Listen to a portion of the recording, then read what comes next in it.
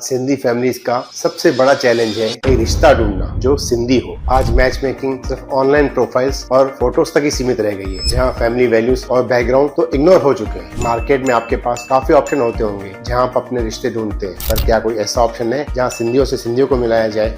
है रिश्तों.com। हमारे ऑफिस थाने और उल्लासनगर दोनों जगह है। आप अपॉइंटमेंट बुक करके कभी भी आ सकते हैं। नमस्कार, मैं राजेश दलवानी, आप देख रहे हैं उल्लास लाइन बुलेटिन।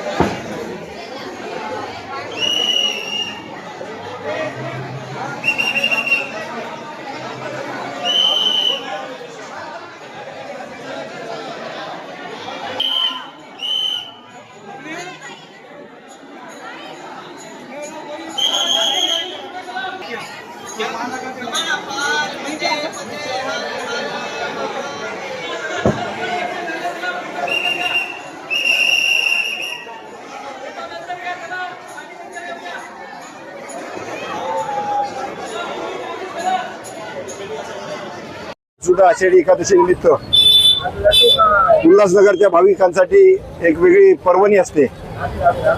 दत्त मंदिर संतोषनगर या ठिकाणाहून सकाळी 9 वाजता पालखी निघते. यामध्ये हजारो भाविक जे पंढरपूरला जाऊ शकत नाहीत, विठ्ठलाचं दर्शन घेऊ शकत नाहीत, ते भाविक या संपूर्ण उल्हासनगरमधले या दिंडीमध्ये सामील होतात आणि वाजत गाजत विठ्ठलाच्या दर्शनासाठी विठुरायाच्या चरणी जातात आणि आमच्या महाराष्ट्रासाठी सुगीचे दिवस, संपूर्ण देशासाठी चांगले दिवस येवोत अशा प्रकारे सगळं घालतात.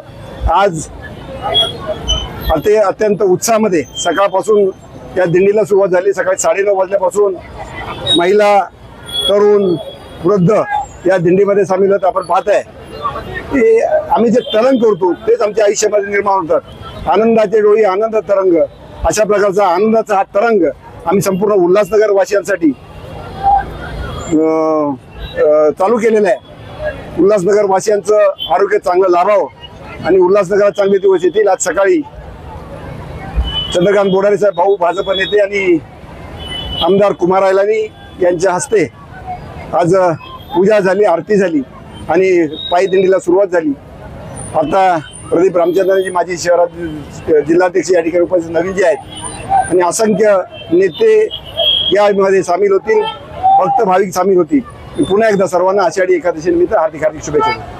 उल्लास लाइन बुलेटिन को सब्सक्राइब करें, बेल आइकॉन दबाएं और देखिए उल्लास लाइन बुलेटिन की न्यूज़ सबसे पहले आपके मोबाइल पर।